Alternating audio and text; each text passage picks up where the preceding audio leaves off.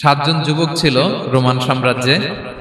তারা তাদের ঈমান বাঁচানোর জন্য এরকম কষ্টের শিকার হয়েছিল এবং তারা যে স্বপ্ন দেখেছিল সেই স্বপ্ন আল্লাহ তাআলা বাস্তবায়ন করেছেন। তো এই ঘটনাগুলো শুনিয়ে বেসিক্যালি মক্কার যে মুসলিম সাহাবারা তাদেরকে আল্লাহ তাআলা সান্ত্বনা দিচ্ছিলেন। আপনারা অনেকে দেখে থাকবেন যে সূরা কাহাফের মধ্যে একটা শব্দ আছে ওয়ালিয়াতালাত্তাফ। যারা কোরআন পড়েছেন দেখে থাকবেন, না দেখলে আজকে বাসায় যে দেখবেন একটা শব্দ আছে ওয়ালিয়াতালাত্তাফ। দেখবেন কোরআনের মধ্যে এই শব্দটা বোল্ড করা, মোটা কালি দিয়ে লেখা, bold. This is the middle of the holy Quran. এটা কোরআনের একেবারে মাঝখানে এই শব্দটা। এর আগে যত আয়াত তারপরে ঠিক তত আয়াত। সুবহানাল্লাহ বিহামদিহি। This is the middle of the holy Quran এবং এটা সূরা কাহাফের মধ্যে আছে। ওয়ালিয়াতালাত্তাফ শব্দটা আপনারা দেখবেন। আবিসিনিয়াতে হিজরতের পূর্বে তখন সাহাবীদের উপর, মুসলিম সাহাবাদের উপর কঠিন অত্যাচার চলতেছিল, ভয়ঙ্কর ধরনের অত্যাচার। তো এই সূরাটা নাযিল করে আল্লাহ তাআলা ওনাদেরকে সান্ত্বনা দিলেন এবং বুঝাতে চাইলেন এই অত্যাচার, এই জুলুমের শিকার শুধু তোমরাই হচ্ছ না, এর আগেও হয়েছে অনেকে। সাতজন যুবক ছিল রোমান সাম্রাজ্যে। তারা তাদের ঈমান বাঁচানোর জন্য এরকম কষ্টের শিকার হয়েছিল এবং তারা যে স্বপ্ন দেখেছিল সেই স্বপ্ন আল্লাহ তাআলা বাস্তবায়ন করেছেন। তো এই ঘটনাগুলো শুনিয়ে বেসিক্যালি মক্কার যে মুসলিম সাহাবারা তাদেরকে আল্লাহ তাআলা সান্ত্বনা দিচ্ছিলেন যে ফ্রাস্ট্রেটেড হওয়ার কিছু নেই। ওয়ালা তাহিনু ওয়ালা তাহজানু ওয়া আনতুমুল আ'লাউনা ইন কুনতুম মুমিনিন। হতাশ হবে না, চিন্তিত হবে না, বিজয় তোমাদেরই হবে যদি তোমরা মুমিন হও, যদি তোমরা বিশ্বাসী হও, তোমাদের ঈমানের দাবিতে যদি তোমরা সত্যবাদী হও। এই সূরাটা নাজিলের একটা প্রেক্ষাপট আছে। মক্কার কুরাইশরা কোনোভাবেই যখন রাসূল সাল্লাল্লাহু আলাইহি ওয়াসাল্লামকে দমাতে পারছিল না, তখন তারা প্ল্যান করলো যে আমরা মদিনাতে যে মদিনার ইহুদিদের কাছ থেকে কিছু জেনে আসি। কারণ মক্কাবাসীদের নবী, রাসূল, ওহী, আখিরাত এগুলোর ব্যাপারে কোনো ধারণা ছিল না। তো ফলে তারা কুরাইশরা নজর ইবনে হারিস এবং উকবা ইবনে আবি মুঈত এই দুইজনকে পাঠালো, তোমরা মদিনায় যাও, মদিনায় ইহুদিরা থাকে, ইহুদিদের কাছে তাওরাত নাজিল হয়েছিল। They have idea regarding prophets and আখিরাত। আখিরাত কি, নবী কি, এগুলোর আইডিয়া তাদের আছে। তো তাদের দুইজনকে পাঠালো যে তোমরা যে তাদের জিজ্ঞেস করো যে আমাদের জ্ঞাতি ভাইদের মধ্যে থেকে একজন তো নবী দাবি করে, সে কি আসলে নবী কিনা, আমরা কিভাবে বুঝবো? তো যেই চিন্তা সেই কাজ, তারা গেল মদিনাতে, মক্কা থেকে মদিনায়, যে খুলে বললো যে আমাদেরই এক ছেলে, আমাদেরই এক লোক বয়স 40 হওয়ার পর থেকে বলে আমি নবী, আমার কাছে ওহী আসে, আল্লাহ আমার কাছে বাণী পাঠায়, আর তিনি আমাকে বাণী বাহক করে পাঠিয়েছেন তোমাদের কাছে। এটা আসলে সত্য কিনা আমরা একটু কনফিউশনে আছি। তো ইহুদিরা বলল তোমরা যে তাকে 3টি প্রশ্ন করবে, যদি উত্তর দিতে পারে বুঝবে সত্য নবী। 1 নম্বরে জিজ্ঞেস করবে যে মুহাম্মদ বলো তো আসহাবে কাহাফ কারা, আসহাবে কাহাফ সম্পর্কে তোমরা কি জানো? যে সূরাটার নাম সূরাতুল কাহাফ। কাহাফ মানে হচ্ছে কেই, গুহা, মানে গুহাবাসী। 7 জন যুবক এই গুহার ভিতরে আশ্রয় নিয়েছিল ঈমান বাঁচানোর জন্য। মুহাম্মদ তুমি যদি সত্য নবী হও বলো এই ঘটনাটা কি। 2 নম্বরে তাকে জিজ্ঞেস করবে জুলকারনাইন বাদশা সম্পর্কে কি জানে, সে কিছু জানে কিনা। 3 নম্বর তাকে জিজ্ঞেস করবে মা হুয়া রূহ, রূহ কি, যে রূহটা দেহে ঢুকলে মানুষ নড়ে চড়ে, প্রাণবন্ত একটা অ্যানিমেশন থাকে, এটা বের হয়ে গেলে সে ডেড বডি, লাশ হয়ে পড়ে থাকে। What is the origin of রূহ, স্পিরিট। এই 3টা প্রশ্নের উত্তর যদি জানে তাহলে আসলেই সে সত্য নবী। তারা এসে জিজ্ঞেস করলো মুহাম্মদ বলো আসহাবে কাহাফ কারা, বলো জুলকারনাইন কে, বলো রূহ কি। এই 3টা প্রশ্নের উত্তর যদি করতে পারো তাহলে বুঝবে তুমি সত্য নবী। রাসূল সাল্লাল্লাহু আলাইহি ওয়াসাল্লাম বললেন ঠিক আছে যাও, আগামীকাল উত্তর বলে দেব। তিনি ইনশাআল্লাহ বলতে ভুলে গেলেন। রাসূল সাল্লাল্লাহু আলাইহি ওয়াসাল্লামের ধারণা ছিল প্রতিদিনই তো জিবরাইল কোরআনের আয়াত নিয়ে আসে, তো তারই ধারাবাহিকতায় আগামীকাল আসবে, আমি জিজ্ঞেস করে নিব এই 3টা প্রশ্নের উত্তর। তারপরের দিন সবাই এসে হাজির, কিন্তু জিবরাইল আলাইহিস সালাম আসেনি। রাসূল সাল্লাল্লাহু আলাইহি ওয়াসাল্লাম একটু বিব্রতকর পরিস্থিতিতে বললেন। তারা বলল তুমি তো আজকে অ্যাপয়েন্টমেন্ট দিয়েছো, ডেট দিয়েছো, বলো উত্তর বলো। রাসূল সাল্লাল্লাহু আলাইহি ওয়াসাল্লাম বলল আজকে না, আগামীকাল বলে দিলাম। রাসূল সাল্লাল্লাহু আলাইহি ওয়াসাল্লাম ইনশাআল্লাহ কথাটা আর মনে করতে পারতেছেন না। এরপরের দিনও তারা এসে হাজির, কিন্তু রাসূল সাল্লাল্লাহু আলাইহি ওয়াসাল্লাম উত্তর দিতে পারতেছেন না। তারপরের দিন এভাবে পিছাচ্ছেন রাসূল সাল্লাল্লাহু আলাইহি ওয়াসাল্লাম, ডেট দিচ্ছেন। এভাবে 1 দিন 2 দিন 3 দিন না, 15 দিন। কয়দিন? এদিকে তো এই প্রশ্নের উত্তর জানার জন্য এখন 1-2 আসে না, দলে বলে কাফিররা আসে। কারণ রাসূল সাল্লাল্লাহু আলাইহি ওয়াসাল্লামকে এখানে অপমান করা যাচ্ছে, ছোট করা যাচ্ছে, হেয় করা যাচ্ছে। তারা এসে হাসাহাসি করে।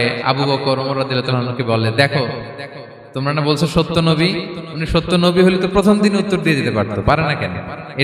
এটা থেকে বোঝা যাচ্ছে তিনি আসলে মিথ্যাবাদী। 15 দিন রাসূল সাল্লাল্লাহু আলাইহি ওয়াসাল্লামের জন্য এত বিব্রতকর পরিস্থিতি আর ছিল না। 15 দিন পর আল্লাহ তাআলা আয়াত নাযিল করলেন, ওয়ালা তাকুলান্না বিশাইইন ইন্নী ফাইলুন যালিকা গাদা ইল্লা আইয়াশা আল্লাহ। অর্থাৎ হে নবী, ভবিষ্যতের কোনো কাজে যখন ওয়াদা দিবেন, কমিটমেন্ট করবেন, আপনি আইয়াশা আল্লাহ মানে ইনশাআল্লাহ বলা ছাড়া কখনো দিবেন না। রাসূল সাল্লাল্লাহু আলাইহি ওয়াসাল্লামকে শিক্ষা দেওয়ার মধ্য দিয়ে বেসিক্যালি আল্লাহ তাআলা গোটা মুসলিম উম্মাহকে শিক্ষা দিলেন, আমাদেরকে শিক্ষা দিলেন, যাতে আমরা ভবিষ্যতের কাজে আগে ইনশাআল্লাহ বলি। তো রাসূল সাল্লাল্লাহু আলাইহি ওয়াসাল্লাম লেসনটা পেলেন, এরপর আল্লাহ তাআলা উত্তর জানিয়ে দিলেন, আম হাসিবতা আন্না আসহাবাল কাহফি ওয়ার রাকিমি কানু মিন আয়াতিনা আজাবা। টানা 2 পৃষ্ঠা উত্তর দিলেন আসহাবুল কাহফ কারা। তাওরাত, জাবুর, ইনজিলে কোথাও এত বিস্তারিত উত্তর নাই আসহাবে কাহফের ব্যাপারে। আল্লাহ তাআলা আল কাহাফ, সূরাতুল কাহাফ নামে গুহাবাসীদের নামে একটা সূরা দিলেন, বিস্তারিত 2 পৃষ্ঠায় বর্ণনা করলেন তারা কারা। কুরাইশরা তো তাআজ্জুব বনে গেল, ঘটনা কি, মুহাম্মদের উত্তর কিভাবে জানলো? সে তো কারো কাছে পড়ে নাই, লেখে নাই, এই দেশের বাইরেও কোথাও যায় নাই। দ্বিতীয় প্রশ্ন ছিল যুলকারনাইনকে আল্লাহ আয়াত নাযিল করলেন, ওয়াসআলুনাকা আন যিল কারনাইন কুল সাআতলু আলাইকুম মিনহু যিকরা। টানা আল্লাহ তাআলা প্রায় 1.5 পৃষ্ঠা, 1 পৃষ্ঠারও বেশি যুলকারনাইনের ঘটনা শোনালেন। আর রূহের কথা শোনালেন সূরা আল ইসরাতে, ওয়াসআলুনাকা আনির রূহ কুলির রূহু মিন আমরি রাব্বি ওয়া মা উতীতুম মিনাল ইলমি ইল্লা কালিলা। রূহ এটা আল্লাহর স্পেশাল একটা অর্ডার, আল্লাহর আদেশে এটা ঢুকে আল্লাহর আদেশে বের হয়, এটা কেউ ছুঁতে পারে না, ধরতে পারে না, দেখতে পারে না, এটা আল্লাহর পক্ষ থেকে একটা মিরাকেল।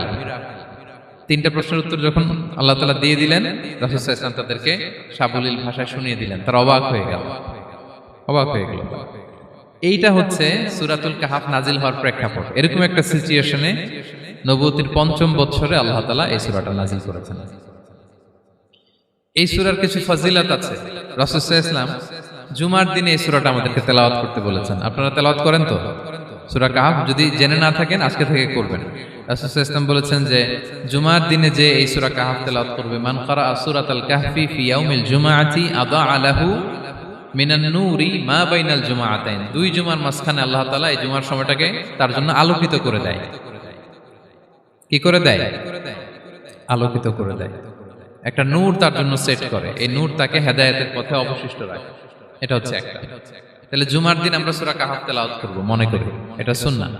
জুমার দিনের সুন্নাহগুলোর মধ্যে থেকে একটা সুন্নাহ হচ্ছে সূরা কাহাফ তেলাওয়াত করা। আচ্ছা, আসহাবে কাহাফের ঘটনা, এটা 250 খ্রিস্টাব্দের সময়কালে রোমান সাম্রাজ্যের একজন বাদশা ছিল, নাম দাকিয়ানুস। প্রতাপশালী বাদশা, পৌত্তলিক, মূর্তির পূজা করে। ঈসা আলাইহিস সালাম বিদায় নিয়েছেন, 250 বছর হলো। তো সব নবীর ধর্মই কিন্তু ইসলাম, যদিও আমরা নাসারা বলি, ইহুদি বলি, সব নবীদের ধর্মই কি ইসলাম। তো তিনি ছিলেন পৌত্তলিক, মূর্তির পূজা করত। আর তার এলাকায় কেউ যদি ঈসা আলাইহিস সালামের নাম নিত, আখিরাতে বিশ্বাস করত, আল্লাহ বিশ্বাস করত, তাদেরকে তারা পাথর মেরে হত্যা করত। এজন্য ভয়ে কেউ ঈসাই ধর্মে ঈমান আনতো না, মানে ইসলামে ঈমান আনতো না। এই রাজার ভয়ে সবাই মূর্তির পূজা করত। কিন্তু 7 জন যুবক ছিল, তারা স্রোতে গা ভাসিয়ে দেয়নি, স্রোতের বিপরীতে তারা ঈমান নিয়ে দাঁড়িয়েছে। তারা ঈসা আলাইহিস সালামের রেখে যাওয়া সত্য ধর্মের উপর ঈমান এনেছিল, আখিরাতে তারা বিশ্বাস করত। তো এই 7 জন যুবকের কথা ছড়াতে ছড়াতে রাজা দাকিয়ানুসের কাছে চলে যায়। উনি তো রেগে মেগে আগুন, ডেকে পাঠালো 7 জনকে। তো তাদেরকে জিজ্ঞেস করলো, তোমরা কাকে মানো? বলতেছে এক আল্লাহকে মানি। সাহসী, খুবই সাহসী।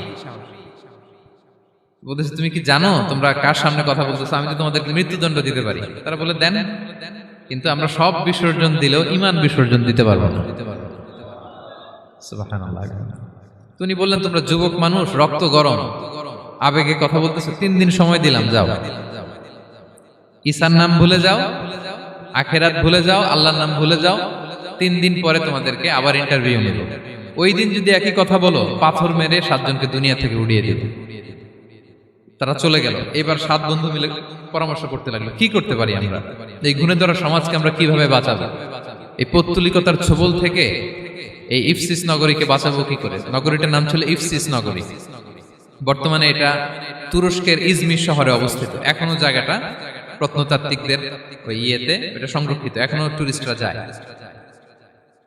তো তারা বলল, আমরা ঈমান বিসর্জন দিব না, যদি আমরা ওদের কথা মেনে নেই আমরা তো মুশরিক হয়ে গেলাম, চলো আমরা এক কাজ করি, আমরা এলাকা ছেড়ে দিই। এই 7 যুবক আল্লাহর উপর ভরসা করে তারা বাড়ি ঘর আত্মীয় স্বজন সব ছেড়ে দিয়ে লোকালয় ছেড়ে দূরে একটা পাহাড়ের ভেতরে আশ্রয় নিল। পাহাড়ের ভেতরে একটা গুহা ছিল, এই গুহা কি আরবিতে বলে আল কাহাফ।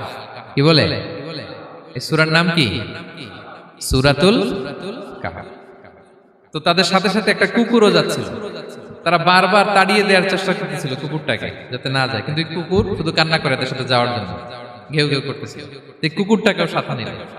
ভালো মানুষদের সাথে থাকলে কি হয় দেখেন, এই কুকুরের কথা, যেহেতু 7 জন ইমানদারের সাথে একটা কুকুর ছিল, এই কুকুরের কথা আল্লাহ সূরাতুল কাহাফে উল্লেখ করে দিয়েছেন। ওয়া কালবুহুম বাসিতুন যিরাআইহি বিল ওয়াসিল।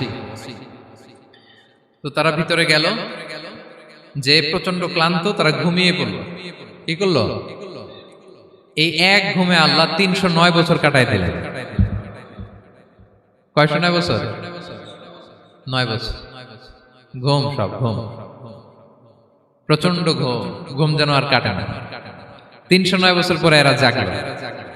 এখন খুব ক্ষুধা, ঘুমে আর মোর ভাঙতেছে, আর একজন জিজ্ঞেস করতেছে কি লম্বা সময় ঘুম দিলাম কোথায় আমরা? একজন বলতেছে হ্যাঁ মনে সারাদিনই ঘুমাইছি আমরা। আরেকজন বলতেছে না না সারাদিন না, দিনের কিছু অংশ হয়তো ঘুমাইছি। আসলে কয় বছর ঘুমাইছে? 309 বছর। তো এদিকে সভ্যতার তো চেঞ্জ। এখানে ওই দাকিয়ানুস মরে, এর ছেলে মরে, এর নাতি মরে, পুতি মরে, এখন 6ষ্ঠ নম্বর রাজা আসছে। প্রজন্মের পর প্রজন্ম তো শেষ। 309 বছরে কমপক্ষে 4-5টা জেনারেশন চেঞ্জ হবে। তো জেনারেশন চেঞ্জ হয়ে, এলাকা চেঞ্জ হয়ে, তারা যে স্বপ্ন দেখেছিল এই ইফসিস নগরীতে কালিমার পতাকা উঠবে, তাদের স্বপ্ন আল্লাহ বাস্তবায়ন করেছেন। 309 বছরের ব্যবধানে এই এলাকার সবাই মুসলিম হয়ে গেছে। আল্লাহ চাইছিলেন ওদেরকে দেখাবে এটা, ওদের স্বপ্নটা যে বাস্তবায়ন হয়েছে এটা দেখাবে। তো ঘুম থেকে উঠছে, একজনকে তারা বললো যে লুকায় লুকায় চাদর মুড়ি দিয়ে কিছু রুটি নিয়ে আসো বাজার থেকে, যাতে তোমাকে না চিনে। চাদর মুড়ি দিয়ে যাও। কিছু পয়সা ছিল, মুদ্রা দিয়ে দিস। তো সে যে যখন দোকানদারের কাছ থেকে রুটি নিয়ে আর মুদ্রা দিছে, দোকানদার বলে এই মুদ্রা কোত্থেকে আসলো? 309 বছর আগে মালয়েশিয়াতে রিঙ্গিট ছিল কিনা জানি না, যেভাবে ওরা ট্রানজাকশন করতে পারে যেটা ছিল, ওইটা যদি এখন কেউ দেয়, রাধুনী বিলাসে খাবার পাওয়া যাবে? হ্যাঁ। তো রুটিওয়ালা বলে তুমি বর্তমান সময়ের মুদ্রা দাও, এটা দিচ্ছ কেন? বলতেছে এটা তো বর্তমান সময়ের মুদ্রা। বলতেছে এই যে মুদ্রার মধ্যে দেখো কোন সালের সিল দেওয়া, এটা তো শত শত বছর আগে। বলতেছে কি বলে শত বছর আগে?